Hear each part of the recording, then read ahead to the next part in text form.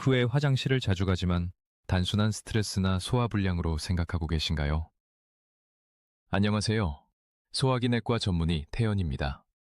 20년간 소화기 질환을 치료하며 생명을 구할 수 있는 4가지 핵심 징후를 알려드리겠습니다. 시작하기 전에 실용적인 건강 정보를 원하신다면 구독 버튼을 누르고 알림을 켜주세요. 댓글로 경험을 공유해 주시면 다른 분들에게도 도움이 됩니다. 첫 번째 경고 신호는 우리가 맞서 싸우고 있는 적을 제대로 이해하는 것입니다. 대부분의 사람들은 소화 문제를 단순한 불편함으로 생각하지 생명을 위협하는 경고 신호로 받아들이지 않습니다. 이것이 바로 췌장암이 이토록 무서운 이유입니다. 20년간 환자들을 치료하면서 췌장암을 암의 왕이라고 부르는 이유를 너무나 잘 알게 되었습니다. 다른 암과 달리 췌장암은 놀라울 정도로 빠르게 성장합니다. 환자가 증상을 느끼기 시작할 때쯤이면 이미 상당히 진행된 경우가 많습니다. 더 큰 문제는 췌장의 위치 때문에 초기 증상들이 일반적인 소화불량과 구별하기 어렵다는 점입니다. 콩 씨의 이야기가 바로 이런 현실을 보여줍니다. 50세의 성공한 사업가였던 콩 씨는 가족들과 행복한 삶을 살고 있었습니다. 처음 식후 설사가 시작되었을 때 그는 이를 단순한 소화불량으로 여겼습니다. 주변 사람들도 마찬가지였습니다. 가족들은 그의 증상을 업무 스트레스 때문이라고 생각했고 친구들은 나이가 들면서 생기는 자연스러운 변화라고 위로했습니다. 콩 씨는 여러 병원을 찾아다녔지만 답을 찾을 수 없었습니다. 2번의 대장 내시경 검사에서도 경미한 염증만 발견되었을 뿐이었습니다. 의사들조차 진짜 문제를 놓쳤던 것입니다. 이것이 췌장암의 가장 무서운 점입니다. 증상들이 너무나 일상적이고 흔해서 환자도 의사도 쉽게 지나치게 됩니다. 췌장은 우리 몸 깊숙한 곳에 위치해 있어서 문제가 생겨도 쉽게 발견되지 않습니다. 위나 간처럼 만져볼 수도 없고 사이 암세포는 췌장을 넘어 간과 복강으로 퍼져나갔습니다. 만약 그가 처음 증상을 느꼈을 때 올바른 검사를 받았다면 결과는 달랐을 것입니다. 그래서 여러분께 당부드리고 싶습니다. 지속적인 소화 관련 변화를 절대 정상적인 노화나 스트레스로 치부하지 마세요. 언제 증상이 시작되었는지 정확히 기록해 두세요. 이 작은 관심이 여러분의 생명을 구할 수 있습니다. 2번째 경고 신호는 식사 후 하루에 3에서 4번 나타나는 묽은 변입니다. 누구나 가끔 설사를 하기 때문에 언제 심각하게 받아들여야 하는지 알기 어렵습니다. 하지만 식후마다 반복되는 설사가 몇 주간 지속된다면 이는 단순한 위장 문제가 아닙니다. 췌장이 도움을 요청하는 신호입니다. 일반적인 식중독이나 스트레스성 설사와 췌장 관련 설사는 중요한 차이점이 있습니다. 췌장에서 분비되는 소화 효소가 부족해지면 음식물, 특히 지방을 제대로 분해할 수 없게 됩니다. 그 결과 소화되지 않은 음식물이 장으로 내려가면서 설사를 유발합니다. 이런 설사는 보통 기름기가 많고 냄새가 심하며 무엇보다 식사 후 규칙적으로 나타난다는 특징이 있습니다. 콩 씨의 경우를 다시 살펴보겠습니다. 그는 매일 식사 후마다 화장실로 달려가야 했습니다. 처음에는 가끔씩이었지만 점차 패턴이 생겼습니다. 아침 식사 후 30분 이내, 점심 후에도 마찬가지였습니다. 저녁 식사 후에는 더 심했습니다. 가족과의 외식이 부담스러워지기 시작했고 화장실 위치를 미리 확인하는 습관이 생겼습니다. 가족들은 처음에 그의 증상을 대수롭지 않게 여겼습니다. 나이가 들면 소화가 약해지는 게 당연하지 라며 위로했고, 콩씨 자신도 예전보다 기름진 음식을 못 먹는구나 라고 생각했습니다. 하지만 이런 생각이 그를 더 위험하게 만들었습니다. 증상을 정상화하면서 적절한 치료 시기를 놓친 것입니다. 제가 서서히 시작되어 지속적으로 나타나며 특히 지방이 많은 음식 후에 더 심해집니다. 스트레스성 설사와도 구별해야 합니다. 스트레스로 인한 설사는 주로 긴장되거나 불안할 때 나타나고 휴식을 취하면 개선됩니다. 하지만 췌장 기능 저하로 인한 설사는 휴식과 관계없이 식사와 연관되어 나타납니다. 저는 환자들에게 항상 말합니다. 하루에 3번 이상 식후 설사가 2주 이상 계속된다면 반드시 병원을 찾으라고 말입니다. 특히 변의 양상이 기름지고 물에 뜨는 경우, 냄새가 평소와 다르게 심한 경우라면 더욱 빨리 검사를 받아야 합니다. 지금 당장 일주일간 본인의 배변 횟수와 패턴을 기록해 보세요. 식사 후 3번 이상 화장실에 간다면 내일 당장 의사와 상담하세요. 단순한 소화불량이라고 스스로 진단하지 마세요. 3번째 경고 신호는 물에 뜨고 제대로 내려가지 않는 기름진 변입니다. 변의 모양이 평소와 다르다는 것을 알아차렸지만 누구에게도 말하기 부끄러워서 혼자 고민하고 계신가요? 이런 창피함 때문에 많은 사람들이 중요한 신호를 놓치게 됩니다. 물에 뜨는 기름지고 끈적한 변은 췌장이 지방을 소화할 효소를 충분히 만들지 못한다는 명확한 신호입니다. 정상적인 변은 물보다 무겁기 때문에 변기 바닥으로 가라앉습니다. 하지만 지방이 제대로 소화되지 않으면 변에 기름 성분이 많이 포함되어 물에 둥둥 뜨게 됩니다. 변기 물을 내려도 쉽게 내려가지 않고 변기 벽면에 달라붙기도 합니다. 색깔도 평소보다 연하고 회색빛을 띠는 경우가 많습니다. 45세 여성 환자의 이야기를 들려드리겠습니다. 이 환자는 몇 달간 변이 물에 뜨는 현상을 경험했지만 처음에는 대수롭지 않게 여겼습니다. 마침 그 시기에 건강을 위해 식단을 바꿨기 때문에 새로운 다이어트 때문인가 보다 라고 생각했습니다. 견과류와 아보카도 같은 건강한 지방을, 즉 부끄러움을 무릅쓰고 의사에게 정확한 증상을 설명한 것이 생명을 구한 셈입니다. 많은 사람들이 변에 대해 이야기하는 것을 꺼려합니다. 특히 우리나라 사람들은 이런 주제를 더욱 민감하게 여깁니다. 하지만 변은 우리 몸의 건강 상태를 보여주는 중요한 지표입니다. 의사인 제가 봤을 때 변의 변화만큼 확실한 진단 단서는 많지 않습니다. 정상적인 변과 비교해 보겠습니다.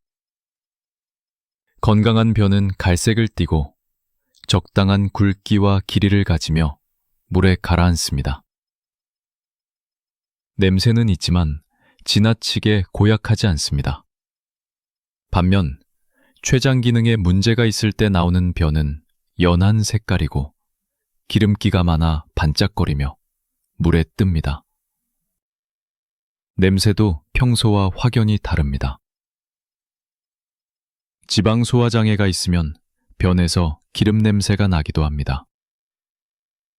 환자들은 종종 변기 주변에 기름때가 생긴다, 물을 여러 번 내려야 깨끗해진다고 표현합니다. 이런 증상들은 단순한 소화불량이 아니라 췌장 효소 부족을 의미하는 중요한 신호입니다. 콩 씨도 비슷한 증상을 겪었지만 가족들에게 구체적으로 말하지 않았습니다. 남성들은 특히 이런 이야기를 꺼리는 경향이 있습니다. 하지만 이런 침묵이 진단을 늦추는 원인이 됩니다. 지금 당장 실천할 수 있는 방법을 알려드리겠습니다. 변기물을 내리기 전에 2주간 관찰해 보세요. 변이 물에 뜨거나 연한 색을 띠거나 기름기가 보인다면 즉시 의료진에게 상담받으세요. 부끄러움 때문에 생명을 잃어서는 안 됩니다. 네 번째 경고 신호는 평소와 같은 양을 먹고 있는데도 설명할 수 없는 급속한 체중 감소입니다. 똑같이 먹고 있는데 체중이 빠지면 주변 사람들이 살 빠져서 보기 좋다고 칭찬합니다. 하지만 의도하지 않은 체중 감소는 우리 몸의 경보 시스템이 영양소를 제대로 흡수하지 못한다고 부러워했습니다. 하지만 시간이 지나면서 상황이 달라졌습니다. 콩 씨는 평소보다 더 많이 먹고 있었는데도 계속 살이 빠졌습니다. 얼굴이 급격히 야위어 보이기 시작했고 입던 옷들이 모두 커져서 새로 사야 할 정도였습니다. 그때서야 가족들은 뭔가 잘못되었다는 것을 깨달았습니다. 제가 진료실에서 자주 듣는 이야기입니다. 선생님, 저는 평소보다 오히려 더 많이 먹고 있어요. 그런데 왜 자꾸 살이 빠지는 걸까요? 이럴 때 저는 항상 췌장 기능 검사를 먼저 권합니다. 먹는 양은 늘었는데 체중이 계속 감소한다면 소화 흡수에 심각한 문제가 있다는 신호이기 때문입니다. 건강한 체중 감소와는 완전히 다른 양상을 보입니다. 다이어트를 통한 정상적인 체중 감소는 한 달에 2에서 3kg 정도가 적당합니다. 또한 운동과 식단 조절을 하면서 서서히 줄어들게 됩니다. 하지만 췌장 문제로 인한 체중 감소는 특별한 노력 없이도 한 달에 5kg 이상 급격하게 빠집니다. 더 무서운 점은 이런 체중 감소가 지방만 빠지는 것이 아니라는 것입니다. 근육량도 함께 줄어들면서 전반적인 체력이 급격히 떨어집니다. 콩 씨도 계단을 오르기가 힘들어졌다, 쉽게 피곤해진다고 호소했습니다. 이는 단순한 살 빼기가 아니라 몸의 기본 기능이 무너지고 있다는 신호였습니다. 나이가 들면서 자연스럽게 체중이 줄어들 수도 있다고 생각하는 분들이 있습니다. 하지만 건강한 노인이라도 급작스러운 체중 감소는 정상이 아닙니다. 특히 식욕이 유지되거나 오히려 늘어났는데도 살이 빠진다면 반드시 원인을 찾아야 합니다. 제가 환자들에게 권하는 방법은 매주 같은 시간에 체중을 재는 것입니다. 아침에 화장실을 다녀온 후 같은 옷을 입고 측정하면 정확합니다. 만약 한 달 동안 본인 체중의 5% 이상이 의도하지 않게 줄었다면 즉시 병원을 찾으세요. 70kg인 사람이라면 3.5이 취하고 있습니다. 그래서 췌장에 문제가 생기면 통증이 복부 중앙 윗부분에서 시작되어 등 쪽으로 뻗쳐나가는 특징이 있습니다. 일반적인 위염이나 소화불량으로 인한 통증과는 확실히 다른 양상을 보입니다. 위염은 주로 명치 부분에서 타는 듯한 느낌이지만 췌장 통증은 더 깊고 둔한 느낌으로 등까지 관통하는 듯합니다. 52세 사업가인 김 씨의 이야기를 들려드리겠습니다. 그는 몇 달간 식후마다 상복부 통증을 겪었지만 처음에는 위염이라고 생각했습니다. 약국에서 제산제를 사서 먹고 매일 위산억제제를 복용했습니다. 처음에는 조금 나아지는 듯 했지만 근본적으로 해결되지 않았습니다. 점차 가족과의 식사 시간이 부담스러워졌습니다. 김 씨는 밥 먹는 게 이렇게 고통스러울 줄 몰랐다고 말했습니다. 처음에는 기름진 음식을 먹을 때만 아팠는데 나중에는 일반적인 식사 후에도 통증이 찾아왔습니다. 특히 저녁 식사 후 통증이 심해서 잠을 이루기 어려웠습니다. 통증 때문에 몸을 앞으로 구부리거나 옆으로 눕는 자세를 취해야 했습니다. 가족들은 그의 통증을 대수롭지 않게 여겼습니다. 스트레스 때문이겠지. 나이 들면 위가 약해지는 거야. 라며 위로했습니다. 하지만 그의 딸이 통증의 위치가 일반적인 위통과 다르다는 것을 알아챘습니다. 아버지가 등을 자꾸 주무시고 통증 위치를 설명할 때 손으로 가리키는 곳이 위가 아니라 더 깊은 곳 같다며 추가 검사를 권했습니다. 다행히 김 씨는 딸의 권유로 정밀 검사를 받았고 비교적 초기 단계의 췌장암을 발견할 수 있었습니다. 수술이 가능한 시기여서 현재는 건강하게 생활하고 있습니다. 만약 그가 계속 위험 치료만 받았다면 결과는 달랐을 것입니다. 딸의 세심한 관찰과 주장이 아버지의 생명을 구한 셈입니다. 통증의 특징을 더 구체적으로 설명해 드리겠습니다. 췌장 통증은 주로 명치와 갈지장을 줄 정도로 심합니다.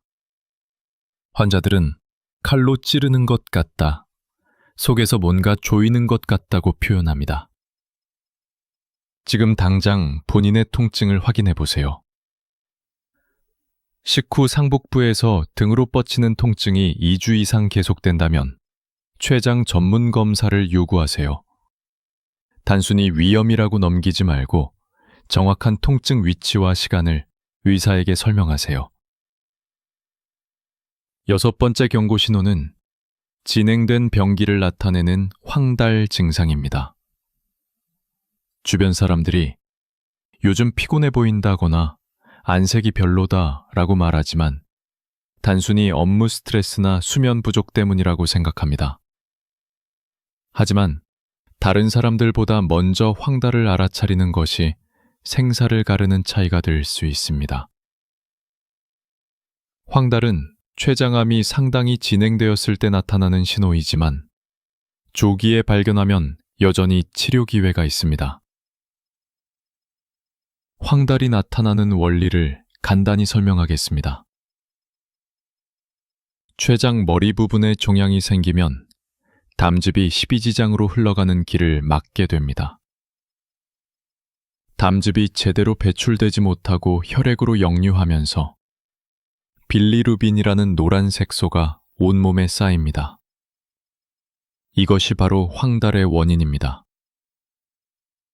처음에는 눈의 흰자위가 노랗게 변하고 점차 얼굴과 온몸의 피부색이 변합니다.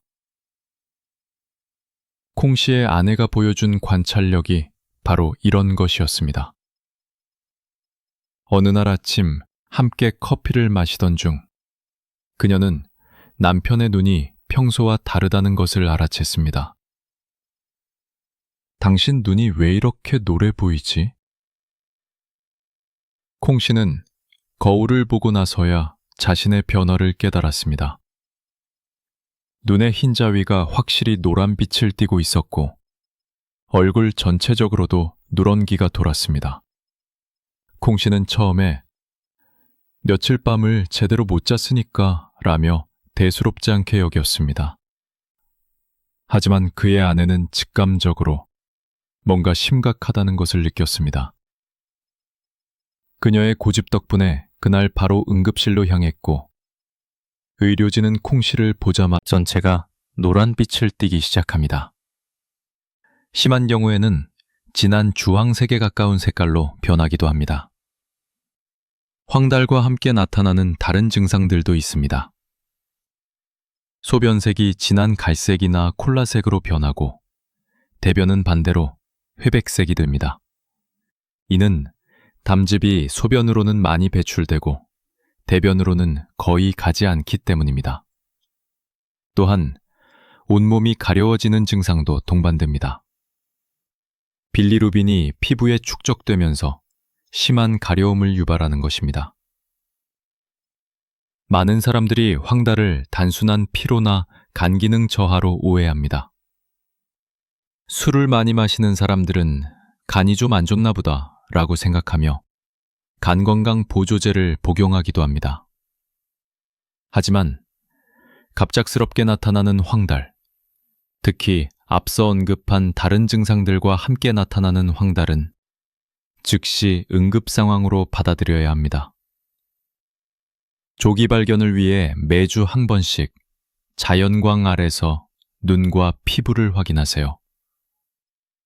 실내 조명보다는 창문 근처나 야외에서 관찰하는 것이 정확합니다. 가족들에게도 본인의 안색 변화를 주의 깊게 봐달라고 부탁하세요. 눈의 흰자 위에 조금이라도 노란 빛이 감돈다면 당일 내로 병원 응급실을 찾으세요.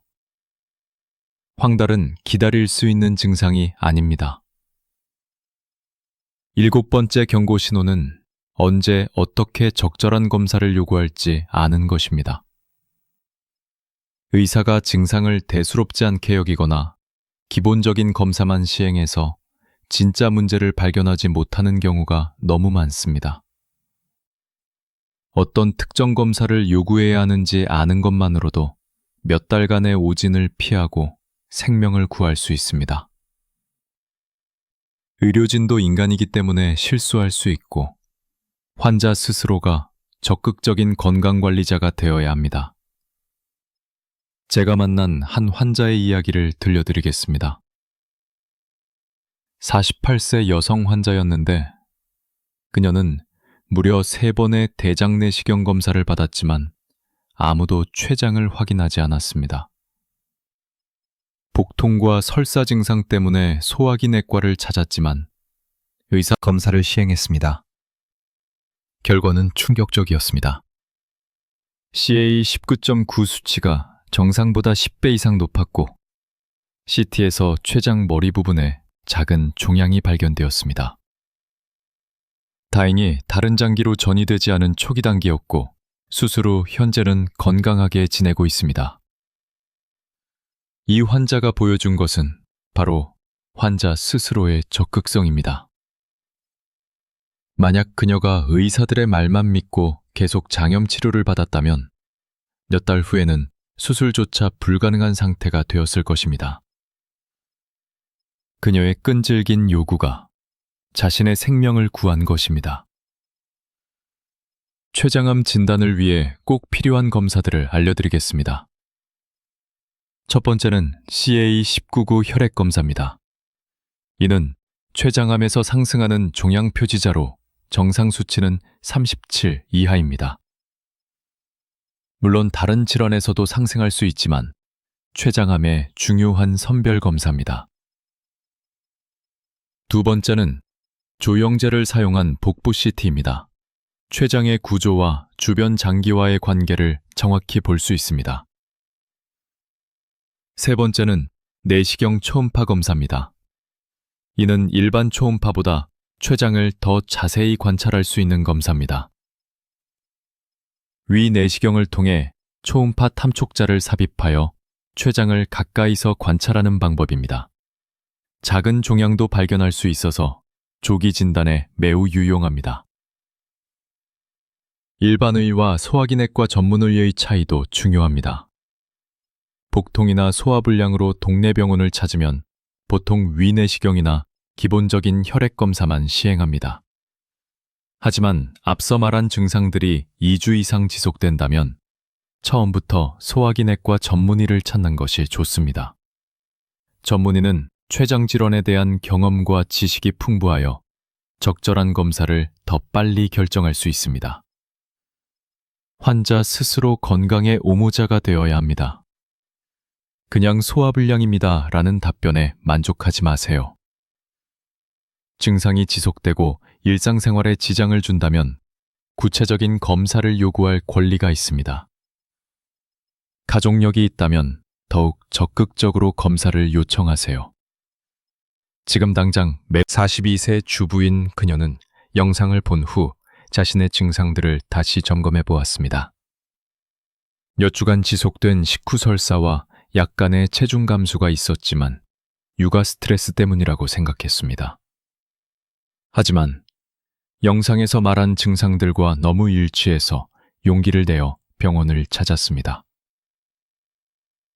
처음 방문한 병원에서는 스트레스성 장염이라고 진단했지만 그녀는 제가 말한 특정 검사들을 요구했습니다.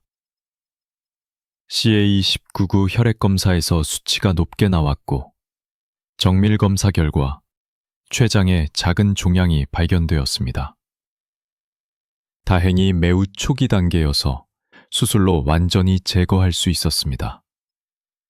현재 그녀는 건강하게 회복되어 일상생활을 하고 있습니다. 더 놀라운 것은 그 이후 이야기입니다. 그녀가 이 경험을 언니에게 이야기했는데 언니도 비슷한 증상을 겪고 있었습니다. 언니 역시 검사를 받았고 췌장의 전암 단계 병변을 발견하여 조기 치료를 받을 수 있었습니다.